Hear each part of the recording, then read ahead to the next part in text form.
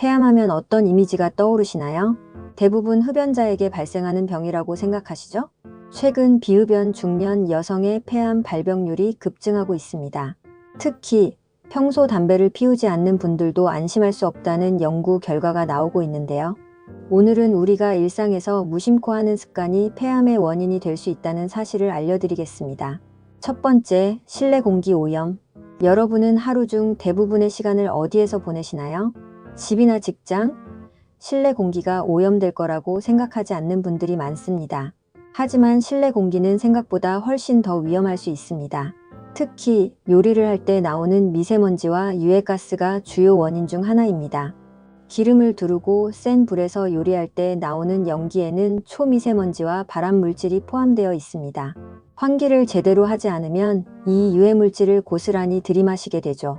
해결 방법은 간단합니다. 요리할 때는 반드시 창문을 열거나 환풍기를 가동하는 것. 이것만으로도 유해물질을 크게 줄일 수 있습니다. 두 번째, 새집 증후군과 건축자재. 새집으로 이사 가거나 리모델링을 하면 기분이 좋죠. 하지만 이 과정에서 나오는 포름알데히드, 벤젠 같은 화학물질이 호흡기로 들어가 폐암 위험을 높일 수 있습니다. 특히 실내에서 페인트 칠을 하거나 새 가구를 들릴 때도 마찬가지입니다. 은은한 냄새가 나는 가구나 바닥재가 사실은 유해물질을 내뿜고 있을 수도 있습니다. 해결 방법? 새 집에 입주하기 전에 충분히 환기하기, 친환경 자재 사용하기, 공기청정기와 식물을 활용해 공기 정화하기. 이렇게 실내 환경을 관리하는 것이 중요합니다. 세 번째, 간접 흡연.